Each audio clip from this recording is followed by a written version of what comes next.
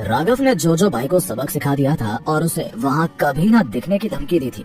खुशी और उसकी फ्रेंड्स भी बहुत रिलैक्स हो गई थी कि आज के बाद उनको कोई भी परेशान करने नहीं आएगा।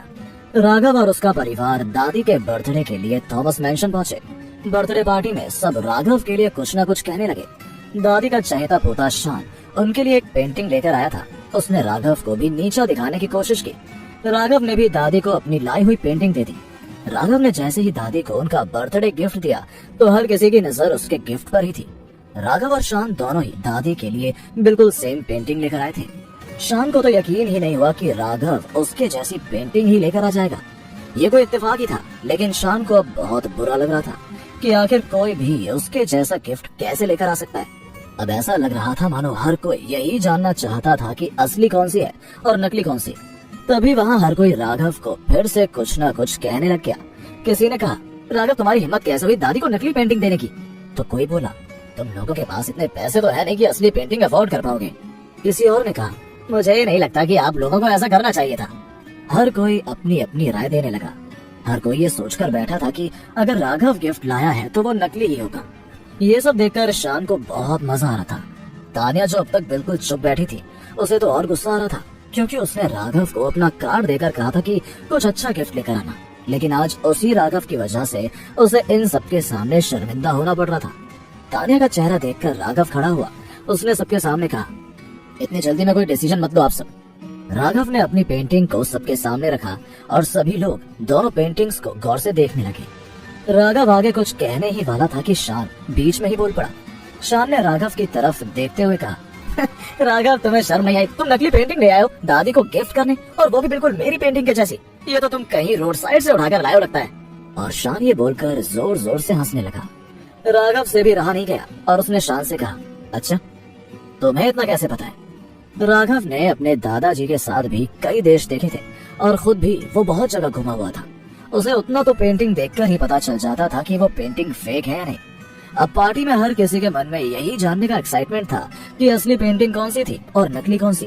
तभी किसी ने कहा, तानिया राघव एक अच्छा लड़का है, मुझे नहीं लगता कि वो नकली पेंटिंग लेकर आएगा। तभी सबने आपस में खुसर पुसर करना शुरू कर दिया और अब कोई भी इस बारे में आगे बात नहीं कर रहा था। तभी तान्या ने राघव से पूछा, राघव तुम्हें क्या हो गया है? क्यों बार बार शान की पेंटिंग को देख रहे हो? वो नकली है। राघव ने बोला तो बहुत धीरे से था, लेकिन शान और बाकी सभी रिश्तेदारों ने भी ये बात सुन ली थी। जैसे ही शान ने ये सुना कि राघव ने उसकी पेंटिंग को फेक कहा, वो तुरंत अपनी जगह से खड़ा हुआ। उसने दोनों पेंटिंग सबके सामने वापस लगाई और कहा, राघव मैं ये पेंटिंग 10 लाख में लाया हूँ, तो फेक ये नहीं है बल्कि फेक ये है। ये तुम्हारी रोड साइड से लाई हुई पेंटिंग। शान चाहे कितना भी छुपा रहा था, लेकिन राघव को तो एक नजर में ही पता चल गया था कि शान फेक पेंटिंग लेकर आया था। वो बाकी सबको तो बेवकूफ बना सकता था, लेकिन राघव को नहीं। राघव ने तान्या से कहा, ये लगभग असली जैसी रही है, लेकिन ये है नहीं। तभी दादी, जो अभी थोड़ी देर पहले अपने रूम में गई थी, वो वापस आई तो उन्होंने देखा कि हर कोई कुछ ना कुछ बोल रहा था। सब क्या बातें कर रहे हैं? दादी ने अंदर आते हुए कहा। एक आदमी ने खड़े होकर कहा, दादी हम सब ये बातें कर रहे हैं कि शान और राघव की पेंटिंग में से कौन सी असली है और कौन सी नकली। आप देखो एक बार। सभी चाहते थे कि असली और नकली की पहचान आज ही हो जाए और वो दादी ही करे, क्योंकि उन्हें एंटीक चीजों का बहुत शौक था, इसलिए इन सब के बारे में ज्यादा पता भी था। दादी दोनों पेंटिंग्स के पास जाकर खड़ी हो गई और दोनों को ध्यान से देखने लगी। दादी ने कहा, ओह दोनों बिल्कुल सेम। मैंने कभी नहीं सोचा था कि मेरे बर्थडे पर ऐसा होगा कि एक जैसे 2 गिफ्ट मुझे मिलेंगे। उन्होंने अपने नौकर की तरफ इशारा करते हुए कहा, जाओ जाकर मेरा मैग्नीफाइंग ग्लास लेकर आओ, मैं अभी बता दूंगी कि कौन सी पेंटिंग असली है और कौन सी नकली। जैसे ही दादी हॉल में आ गई थी तो सब बिल्कुल चुप हो गए थे। दादी की पर्सनैलिटी ही ऐसी थी कि कोई भी उनके सामने कुछ बोल नहीं पाता था। नौकर ने दादी को मैग्नीफाइंग ग्लास दे दिए और वो दोनों पेंटिंग्स को देखने लगी। हालांकि दादी शान को बहुत पसंद करती थी, इसलिए उन्होंने पहले ही सोच लिया था कि शान उनके लिए नकली पेंटिंग तो ला ही नहीं सकता था, तो जरूर राघव ने ये किया होगा।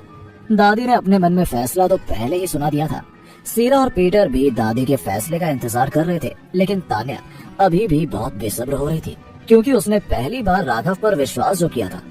तान्या ने राघव से कहा, आई होप जो मैं सोच रही हूँ वही हो। राघव ने तान्या की तरफ देखकर हाँ में सिर हिला दिया। किसी रिश्तेदार ने तान्या की तरफ देखते हुए कहा, तान्या तुम्हारी फैमिली की वजह से हम सबको ये सब झेलना पड़ रहा है।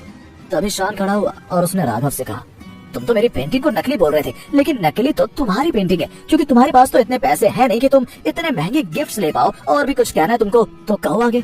शान ये बोलकर हंसने लगा। यही अब तान्या को यकीन हो गया था कि राघव ने इस बार भी उसका काम ठीक तरह से नहीं किया था। उसने राघव को अपना कार तक दे दिया था, लेकिन फिर भी वो अच्छा गिफ्ट नहीं ला पाया। ये सोच सोच कर तान्या का दिल बैठा जा रहा था। सीरा को तो राघव पर इतना गुस्सा आ रहा था कि वो उसे घर जाकर अच्छा सबक सिखाना चाहती थी।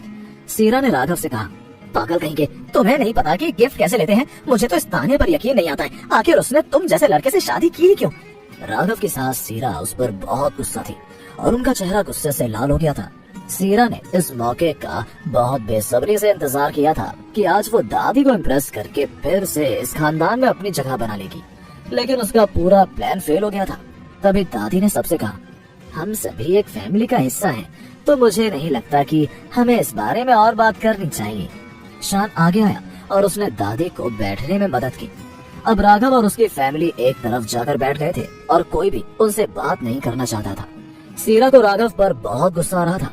वो देख रही थी कि कैसे बाकी सभी परिवार हंस हंस कर एक दूसरे से बात कर रहे थे और उनके परिवार की तरफ कोई देख भी नहीं रहा था। सीरा ने राघव की तरफ देखते हुए कहा, पता नहीं मैंने पिछले जन्म में क्या पाप किए थे जो मुझे ऐसा दामाद मिला। सीरा को अभी राघव पर बहुत गुस्सा आ रहा था। दादी ने शान से कहा, शानू तुझे क्या हुआ है? जिस पेंटिंग को तुम लेकर आए हो उसके असली मालिक ने उसे 5 साल पहले 50 लाख में किसी गुमनाम आदमी को बेचा था, जिसकी पहचान अभी तक नहीं हो पाई है, लेकिन तुमने मुझसे झूठ क्यों बोला? दादी को शान से ये उम्मीद नहीं थी कि वो उनसे ऐसे झूठ बोलेगा। दादी मुझे खुद नहीं पता। शान को ऐसा लगा जैसे उसके प्लान पर पानी फिर गया था। उसको समझ नहीं आ रहा था कि अब वो दादी को आगे क्या कहे। उसे तो पता ही था कि वो नकली पेंटिंग लेकर आया था, लेकिन उसे लगा था कि दादी को इसके बारे में कभी पता नहीं चलेगा। दादी ने भी सबके सामने इस बात को नहीं कहा, क्योंकि इसमें शान की भी बहुत बेइज्जती होती। शान को परेशान देखकर दादी ने उससे कहा, मैं जानती हूँ कि तू मुझे खुश करना चाहता था, इसलिए अब परेशान मत हो। ये सुनते ही शान को बहुत शांति मिली, क्योंकि वो नहीं चाहता था कि दादी उससे नाराज हो कभी भी। शान वहाँ से खड़ा हुआ और राघव के पास जाकर धीरे से बोला, राघव तुम मुझे नीचा दिखाना चाहते थे तो मैं तुम्हें बता दूं कि इन सबसे कुछ नहीं होगा। मेरी दादी हमेशा मेरा ही साथ देंगी, ना कि किसी अहरे गहरे घर जमाई का। और अब तो तुम अगर असली पेंटिंग भी लेकर आ जाओगे ना, तब भी दादी उसे नकली ही समझेंगी, क्योंकि वो तुम पर बिल्कुल भी विश्वास नहीं करती है। शान अपनी बात बोलकर वहाँ से चला गया। जैसे ही शान गया तो राघव ने मन ही मन सोचा, हाँ ये तो मुझे पता चल ही गया कि यहाँ कौन क्या सोचता है। शान ने राघव की पेंटिंग को कबाड़ की तरफ साइड में रख दिया।